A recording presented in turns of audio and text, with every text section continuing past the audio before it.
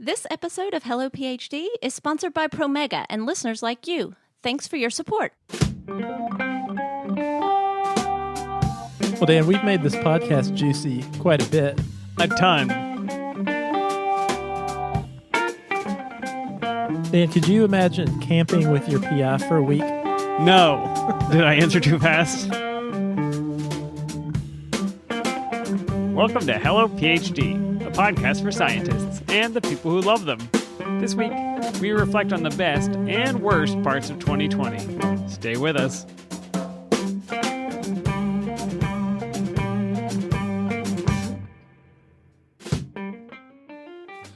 And we're back. This is Hello PhD, episode 147. I'm Joshua Hall. I'm Daniel Arneman. And we'll discuss the human side of science and life in the lab. Hey there, Dan. How is your holiday going?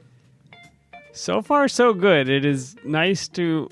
It's hard to say it's nice to take a break because I haven't left my house in 4 or 5 months, but it's still nice to take the time off of work and to have an irregular schedule and play board games and video games and all the things we got for Christmas. So it's definitely been good. How about you? You know, I was reflecting on the fact that the week between Christmas and New Year's might be my favorite time of the entire year. Every year, I always have this moment. Things are so busy leading up to the Christmas holiday. And in my line of work, I'm doing admissions. We have an admissions deadline at the beginning of December. We're reviewing all these applications. So December is actually one of the busiest work months of my year. So by the time we get to Christmas, I'm exhausted and I'm kind of ready for a break. The air runs out of the balloon. Well, I always will do this. The day after Christmas, I'll kind of count on my fingers. And it's the same every year. I don't know why, but I'll count on my fingers how many days are left until New Year's Day. And I'm like, wow, I get like 7 whole days with nothing to do. This is amazing. And it's one of those times where you lose track of what day of the week it is. I love that. Although I will say 2020 has taken a little bit of the excitement out of that being home all week from what it normally is, but still a good week. It has been an unusual one. And this episode is a look back over 2020, sort of as a response to just what everybody has been through, but also to make sure that we learned the lessons we needed to learn. I've been thinking today a little bit about some of the 2020 habits, the things that I didn't do last year that I do this year. One of which is I have in my back pocket right now a cloth mask so that if a UPS driver drives up or if somebody knocks on my door or whatever, I can just pull it out and I have my mask ready, which is not something I would have thought about doing a year ago. You're very prepared. I am prepared.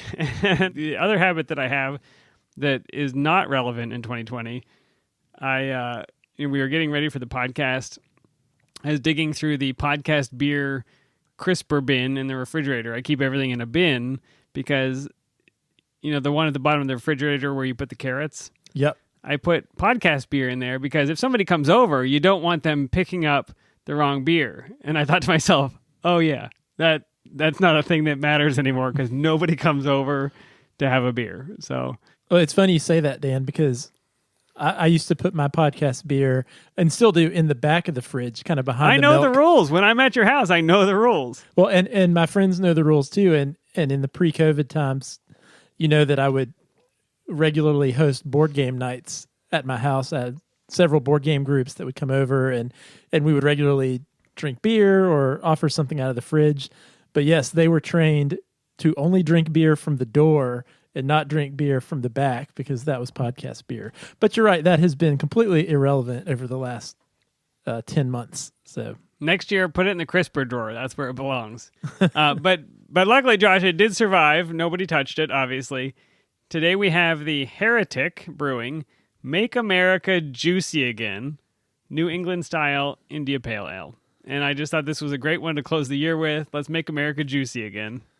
Well, Dan, we've made this podcast juicy quite a bit. As I was looking over a ton. I was looking over the notes to see if we had actually already drank this beer, because I think I bought this beer months ago. I remember dropping a can off with you, and a lot of juicy pale ales, but not this particular juicy pale ale. Yeah, when you do the search in the show notes, I think there were 4 or 5 references to juicy this year. but not this one. So what do you think, Josh? This is a New England style India Pale Ale, which is not something I think we've had them before, but I don't know what it means to be New England style. We know, Dan, I think New England style IPAs are sort of our jam. I think this is probably, if we were out at a bar with dozens and dozens of taps and felt overwhelmed and the bartender said, "What do you normally like?" I think New England style IPA is something we could comfortably say and probably get something we would enjoy. So a New England IPA is a style of American IPA that tends to be very tropical and citrus fruit forward. So it's got a lot of hop aroma and it's very heavily hopped, which is where the hazy color comes from. But the New England IPAs tend to be known for a little bit of a smoother flavor and less of that in-your-face bitterness of a more typical IPA. And quite easy to drink and delicious any time of the year, in my opinion. Yeah, that is a great thing to take with me next time I can go out somewhere. If I look for a New England style IPA, I can expect the same sort of citrusy, fruity, hoppy, smooth flavor. There you go. And this one, of course, New England style IPA was brewed in Fairfield, California. Like all the good ones. I'm not sure how we happened upon this one, but you probably saw the name on the can and thought it was funny, and that's where we are today. That is exactly what happened. Well, Dan, I know we are thankful for lots of things this holiday season, but I'm also thankful for our friends at Promega. Whether you need help choosing the best assay to get answers that you're looking for, or you want help ensuring a perfect PCR every time, or maybe you just want to browse specially curated content to help with your graduate training, check out the Promega Student Resource Center at promega.com/hellophd. Excellent, Josh. Well, hopefully you are far enough into that juicy IPA you are ready to think back on 2020 and learn something from it. So let's get into the show.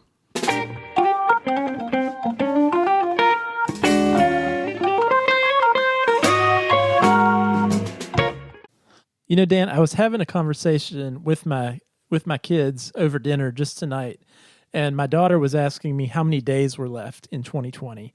And today, as we're recording this, now is December 29th, so I told her there are 2 more days until 2020 is over. And she said, "Oh, it's been such a long year." And I'm not sure, on one hand, that's true, but, time goes so fast, Dan. We passed a milestone of over 5 years doing this podcast this year, and that's gone so fast. It seems like just yesterday it was springtime, and we thought, okay, well, this is cute. We're staying home for a couple weeks, and then life will go back to normal.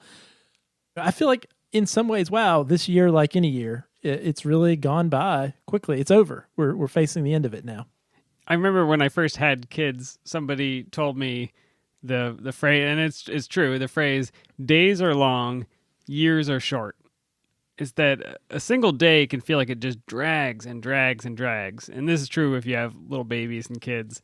But then you blink your eye and the whole thing is over. And so that applies for me now. I mean, it's crazy to think it wasn't that long ago that I was rushing. We were talking about there was no toilet paper in the store and I better stock up on canned beans and whatever, the things that we were afraid of, the things that we expected and anticipated. And then slowly over time, as they were unveiled and what we actually learned about the virus and about what steps we really needed to be taking. Josh, I don't know about you. I haven't wiped down a cereal box with a Lysol wipe recently, but I definitely did that. And there were YouTube videos about how you need to take home all your groceries and do that. Maybe that'd be helpful now. I don't know, but I feel like so much has changed from when we first learned about this year. Dan, as scientists, I think something that we have all experienced, even if it's just in our own projects that we work on in the lab, I think we're familiar with this going into something new and really knowing nothing, and then slowly, piece by piece, learning more and more about it until at the end of maybe a dissertation or a time in a lab, you're kind of an expert at this small topic. And on one sense, Dan, we lived through that in real time in our real lives. We lived through this pandemic where you're absolutely right. Back in March and in April, we knew so little about this infectious disease. I can remember too, Dan, going to the grocery store, being very aware of where my hands were at every moment, thinking about, okay, well, I touched the cart, so I can't touch my cell phone until I get back in the car and wipe everything down. And I haven't been that been that cautious about hand sanitizing and all that for months now. But I'm very cautious about wearing my mask, making sure people around me are wearing masks, staying distant from other people, because we've learned so much more about the transmission of this virus over the past few months. Yeah, and that was one of our major themes. So I pulled out some themes for Hello PhD in 2020, and obviously the first one is COVID. I mean, we talked about this regularly as it unfolded, as it affected students, as it impacted admissions. We kind of covered the zeitgeist of what does it look like when your lab shuts down, and how were students reacting to that? How were people freezing cells down? What were they having to throw away? What number of years of research of, we talked about fly lines, things that had to stop. They had to be put on hold because we didn't know what this virus would do. We talked about what to do about your dissertation defense, adapting to these new technologies. Some aspects of our training went on, and you had to find a way to adapt. And some people were more successful than others because they were able to adapt rapidly, and we tried to get that out. And then what it looked like to go back into lab when things were still dangerous. This was an open question for people who had to go back and reopen their research. And there's a pandemic raging. What do you do about that? I mean, these are all such important topics and deeply impacting the amount of work that got done this year in research labs. Yeah, and it really did impact different people in different ways. We talked to grad students who were at the very beginning of their training, who were just trying to figure out their lab rotations and their dissertation lab, and that got completely disrupted. We talked to other grad students who were at the finish line. Actually, Dan, one of our first episodes of the year was we had our friend Susanna Harris on the show to help us out with listener mailbag. And at that time, this was in the pre-COVID 2020 days. February at some point, right? Yeah, and she was here talking about getting ready to defend her dissertation. And we were all in the same room. My head is exploding. 3 people here in the studio together. It's unbelievable. But Suzanne is a great example. But we talked to Ashton Merck in our episode 131. A lot of grad students ended up defending their dissertations not in front of a live audience with their families and friends there with them, but sitting in their pajama pants in their bedroom or living room. And that had its own challenges. Faculty trying to learn how to manage a lab from a distance and how to train new people remotely. Lots of challenges faced. But one thing that has really impressed me is that scientists and really humans in general are very resilient and creative. And just seeing the ways that all of these scientists have worked with what they had to really keep their work going and keep pursuing their passion, even with all these obstacles that 2020 threw in front of them. Right. And we talked a little bit in episode 134, Lessons from the Quarantine, about the value of this slowing down period. Josh, I know that this was important to you. The idea that there are things we learned during this time that we needed to take with us, that we carry forward. Do you remember what some of those were? Yeah, I sure do. I think that is my hope, Dan, is that we will take some of these challenges we've faced, we will take some lessons learned with us into the future. And one of those is, I think, what COVID has done, what the pandemic has done, is it was a forced pause in our pace of work. And I think there's some value to that. I mean, how much did we talk about on the show prior to this year about burnout and about work-life balance? I mean, really, there was a couple months there where science, for all intents and purposes, really shut down. And I think it allowed academics, it allowed scientists to reevaluate priorities and reevaluate what were the most important things. I hope that we don't return too quickly to that pace of work that we felt was needed prior to this year. I hope that we've learned to balance work, but also just to take some time to think, to not feel like we have to just keep plowing forward as quickly as possible, but that we really can take the foot off the gas and really be thoughtful about the work that we're doing. And to work in the places that suit the type of work we need to do. If you are in a place where you need to read papers and think about the focus of your research, you don't have to do that in a busy, crowded, noisy lab. Maybe it's okay to be at home, even if your PI can't see you. And maybe that's something that we need to get accustomed to, and that the pandemic has taught us to deal with. Yeah, I think there was always a little bit of a stigma of working from home or working not in the lab.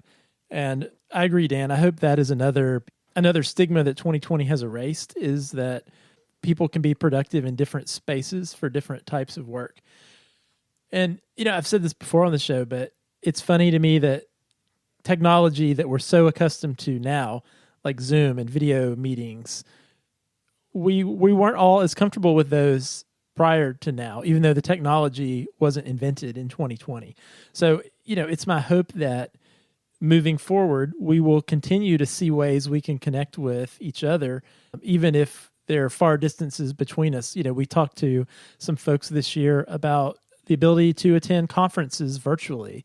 And while there absolutely are benefits to being physically in the same space with one another, sometimes there are very practical or financial constraints that prevent people from traveling across the world to go to these conferences.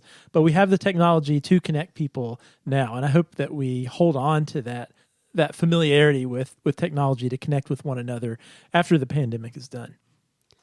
Yeah, so important, and I think we will. We have stretched that muscle, built that muscle, not just stretched it, and I think that'll be true.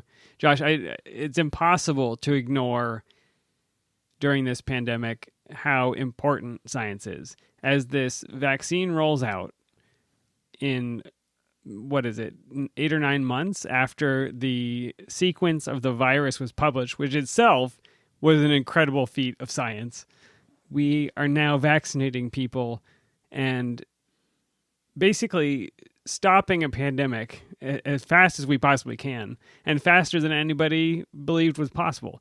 And it is all because of research scientists.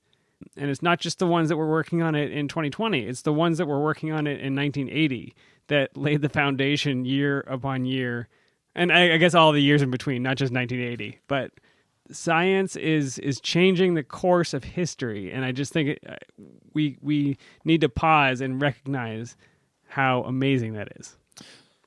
It's remarkable, Dan. I mean, it really is remarkable. And, science is the answer to this problem that we have, this vaccine that's coming out. I think, Dan, what it puts into focus for me a little bit is one of the reasons why we do this show is we've said it so many times, but we believe that science is important, not just for solving problems like COVID, but for addressing a lot of the big problems that we face as a society.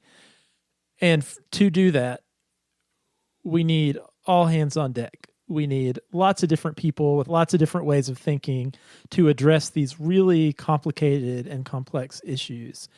And so what we want to make sure is we're not losing these really amazing people that maybe hold the keys to solving the next big problem that we face as humanity. But you're absolutely right, Dan. I think this whole year has reinforced the notion that science is really important. Yeah, the cover of Time magazine should just be every scientist. That's the theme for this year for me.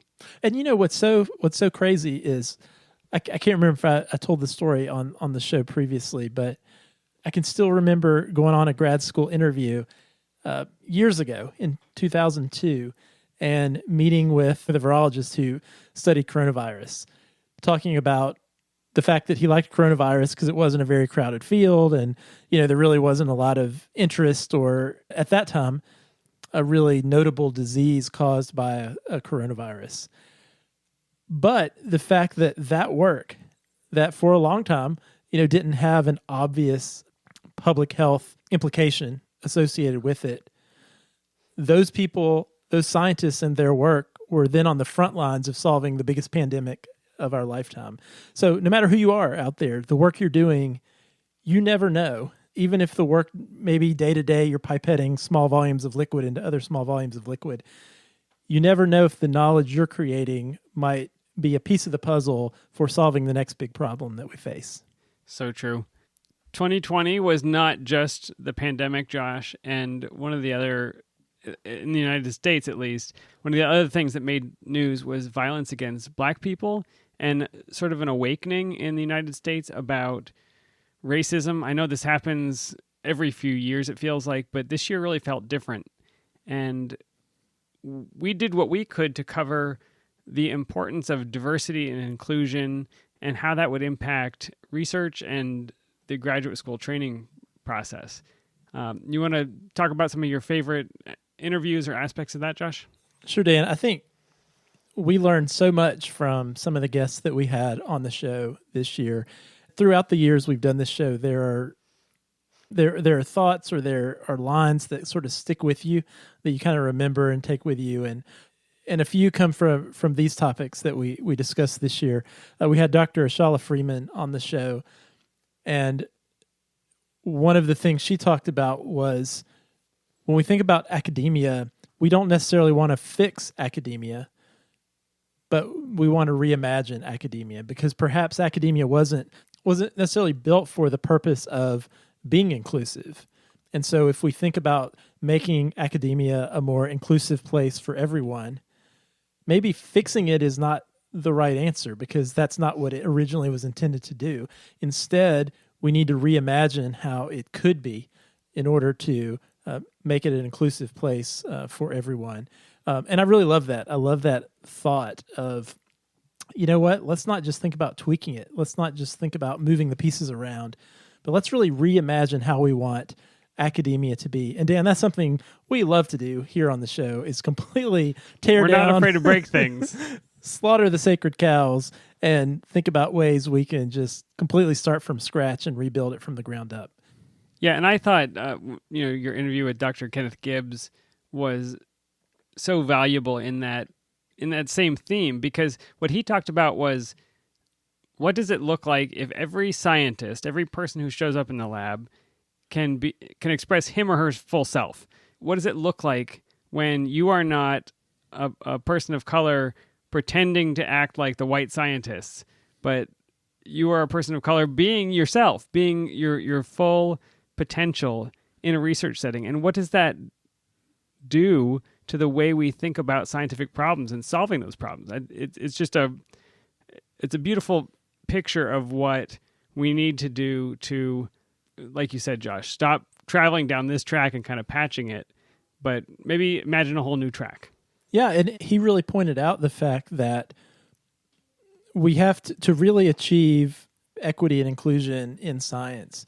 We have to move beyond just bringing people in. That's one piece of the puzzle, but creating spaces where people can be fully themselves.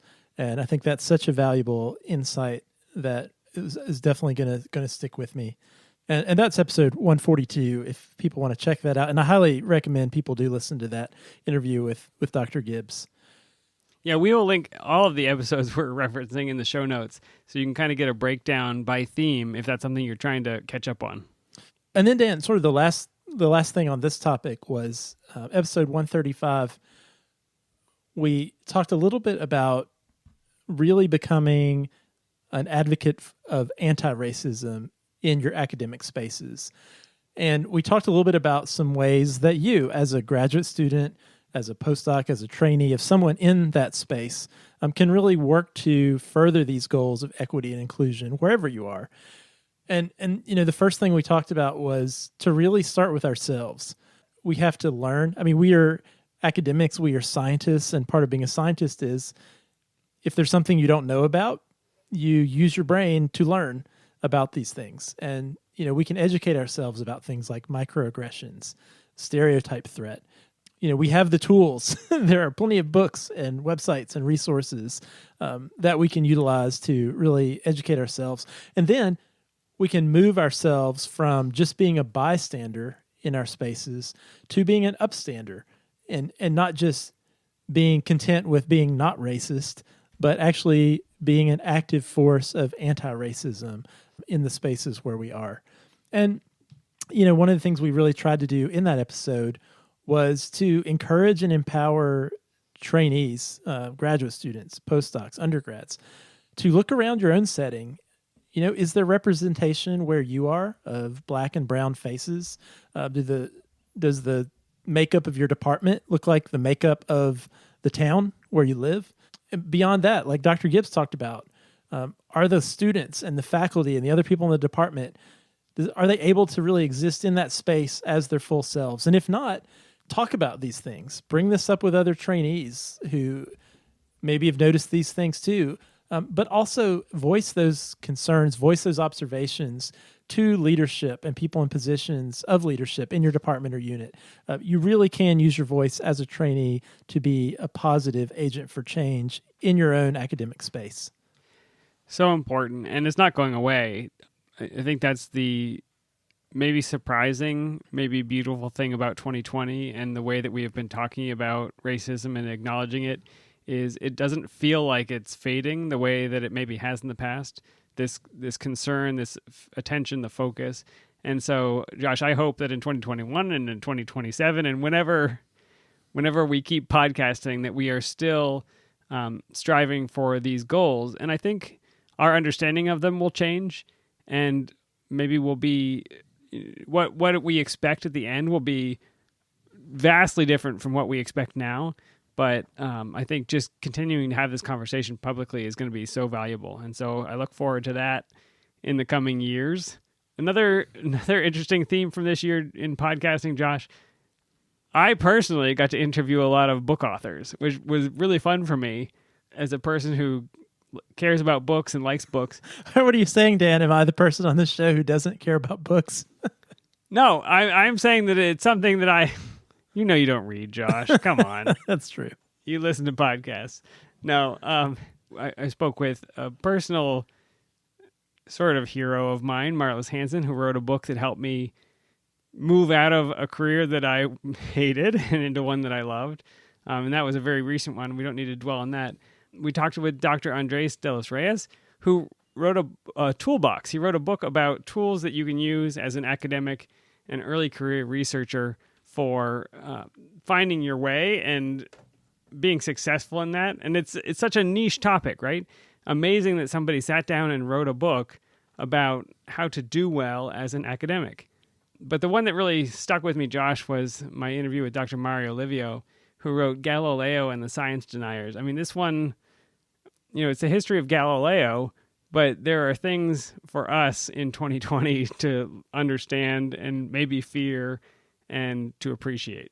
Yeah, Dan, when you first came to me about this interview, I may have even said this to you.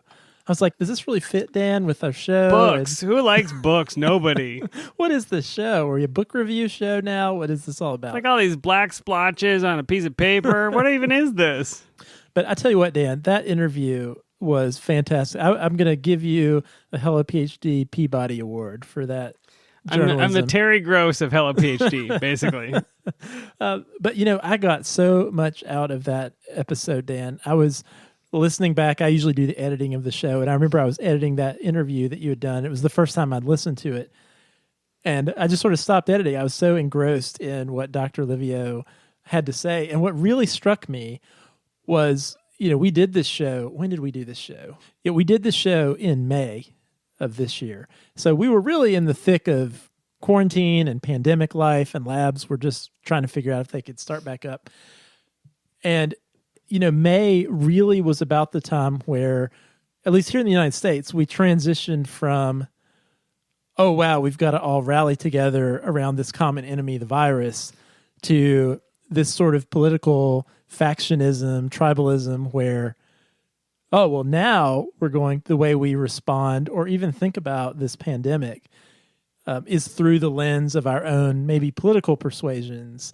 And that was a real defining focus of the United States, of being an American during this pandemic. And the fact that Dr. Livio, wrote this account of Galileo facing these science deniers, he wrote this book pre-COVID, but that was all I could think about were the parallels that Galileo faced with maybe the parallels of what maybe Dr. Fauci faced, here in 2020, trying to educate the public about COVID and staying safe from a public health perspective. It was just amazing. It was almost like history was repeating itself. Yeah, it's a little bit frightening that it is still so easy to find those parallels. And I think we've seen more of them even recently. If you publish statistics on COVID and you're a government agent, you may be in trouble. If you show up at an event and wear a mask, you may be labeled as a dissenter and kicked out of whatever group. So Galileo faced death if he didn't recant his beliefs and his views. And he was a political agent. He tried to modify what he said to not get in trouble, and he wrote in such a way that he had plausible deniability, and some of these things still happen, but I don't know. I feel like it's gotten maybe worse rather than better since I talked with Dr. Livio, but I still hang on to what he said. He said, never bet against science, and the scientists have been right, and I'll leave it at that. Well, I highly recommend anyone listening to this episode who did not have a chance to check out episode 133 with Dr. Livio. I highly recommend it. I have to admit, Dan, if I was a podcast listener and I saw Galileo and the science deniers pop up across my feed, I am not a student of history. I might think, give me more of the episodes about my PI sucks or imposter syndrome or something like that. They're infinite, Josh. Those PI sucks episodes are infinite. You can listen to those all day. What does this old guy from hundreds of years ago have to say to me today? But I tell you, that episode absolutely is 100% relevant for what we are all living through today. So I highly recommend that folks check that one out if they haven't already.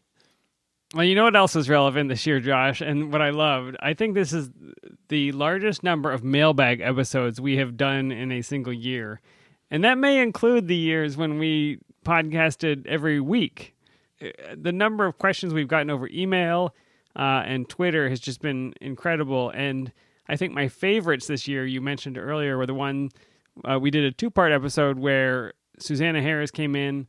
We answered questions together. That was so much fun to just get another voice answering some of these mailbag questions, trying to weigh these impossible life decisions that people send to us. Yeah, we covered a lot of ground. Everything from fighting imposter syndrome to dress codes to dealing with comprehensive exams, changing fields, trying to figure out if you want to do medicine or medical research. So many questions. And Dan, I think we say it every time we do a mailbag, but those are really some of our favorite episodes to do because, we do this show for you, for the people listening. And we're so appreciative of the people who do listen. And that's our main motivation. We want to make things better. We want to make your time in grad school as great as it can be. So make grad school great again, or make grad school great for the first time. I don't know what the right saying would be. It wasn't great for me, Josh, so it ought to be great. It can't be great again. Well, that's it. But like you said, Dan, we got so many of your questions this year, and please keep them coming. We hope to answer lots more of your questions in 2021.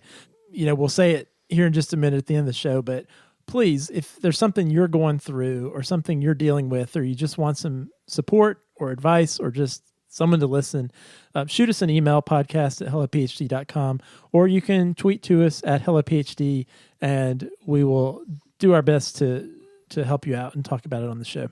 Okay, now it's time to name names and choose favorites, Josh. Do you have a favorite 1 or 2 episodes from the year?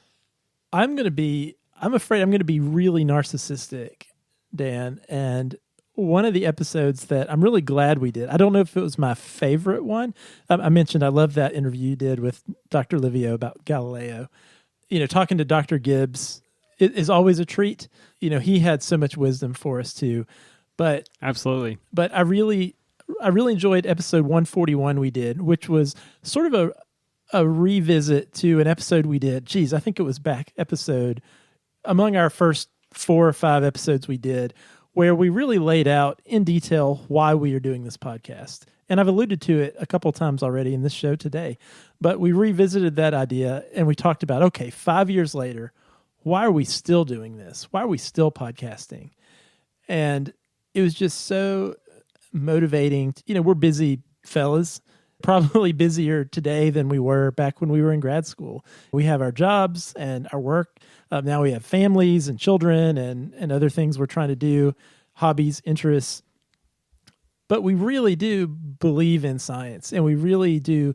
We remember what we went through, and we're still as passionate today about helping people get through the process as pain-free as possible, but to make sure that people know they're not alone, because it really can be a very stressful time, a very isolating time going through graduate school, and we want to make sure you're not alone, and we are as passionate about that today as we were 5 years ago when we started the show. Yeah, that's a good choice.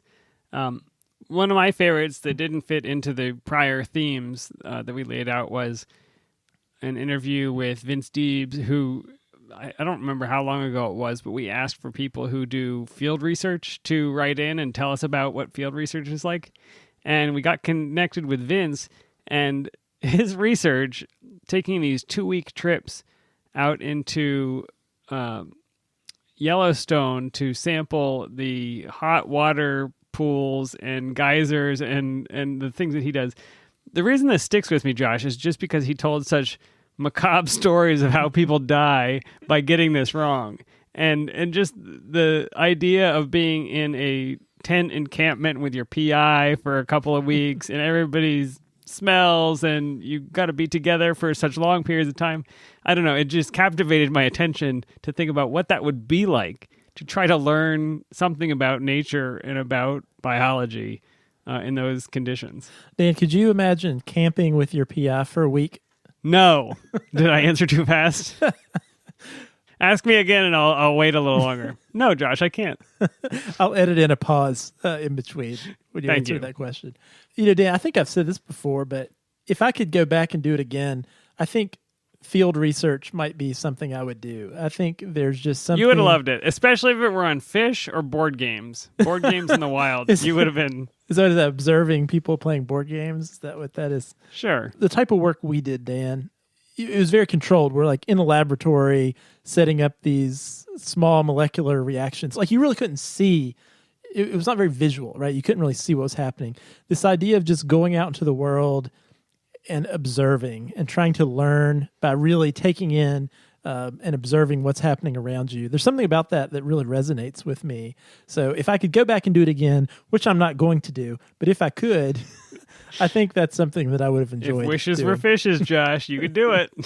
I almost didn't think about this episode, Dan, because for some reason, this was in 2020, but this was in the pre-COVID part of 2020, which in my mind almost feels like a different year than 2020. It's a different era. But yeah, that was a great one. Dan, just recapping all this, we've covered a lot of ground this year. And, you mentioned earlier on in the show that we had this list that we started at the beginning of the year of topics we wanted to cover. And as we were going through that list before we started recording, we realized that many of the topics we had laid out that we wanted to do, we actually didn't do. And one reason most for that, of the topics we wanted to do, we didn't do. So we got a head start on the list for 2021 episodes. But, one of the things we've always wanted to do is really react to what's going on in the world now. And we never would have anticipated in January when we were having that meeting that we would have all these episodes on a pandemic and living through a pandemic. We would have honestly never anticipated having this many, devoting this many episodes to diversity and inclusion and anti-racism. But these are important topics that we will continue to address. And it's been an interesting year, Dan, and would probably be remiss without saying in the almost 5.5 years we've done this podcast, another big change. We had recorded every episode of this show together face-to-face in the same studio, but this year brought the changes of 8 months of episodes where you were at your house, I'm at my house, we're doing this over Zoom. It's functional. FaceTime to FaceTime. FaceTime to FaceTime. But Dan, I have to say, I miss getting together and having a beer with you in person. Because I think if there's something that we do miss from these Zoom meetings is, we're very much task at hand, right? We get on our Zoom meeting, whatever the topic is, we kind of get right down to business, which can be good, but there's none of that sort of interpersonal interaction after the fact, right? The chit chat, like, how's your family? How you doing? What movies have you seen? There's no time for that, Josh. You gotta hurry before the kids wake up and run into my office. It's true. But I can say, Dan, 2021, I'm looking forward to hopefully having you back here in the home studio sometime soon. Yeah, and we can thank scientists for that opportunity, because without everybody listening, it would be 2027 before it was safe to do that. And so I guess we'll close it with a thank you to everybody that listens, that works day to day to make our lives better, and just appreciate so much what everybody is doing in the lab, a career that I could not personally sustain, but that I know the value of, and I know the challenge and the heartache and the joy and the discovery. And I'm so thankful for everybody out there listening that is still doing that and making it possible for us in 2021, Josh, to get vaccines and to be back together and go on with our lives. It's amazing. Hear, hear. Yes, thank you. Well, as we mentioned, if you have a question or a topic idea, we would love to hear it. Email us podcast@hellophd.com or send us a tweet at hellophd. If you like the show, you can leave us a review on Apple Podcasts. We love getting your feedback. And if you'd like to support the show, you can become a patron. Simply go to our website, hellophd.com, click the Become a Patron button, or you can visit patreon.com/hellophd. We would appreciate the beer money, and thank you so much to the ongoing support from all of our patrons. Dan, I guess we are closing the book on 2020. None too soon. With that, I guess I will say to you, I'll see you next year. See you next year, Josh.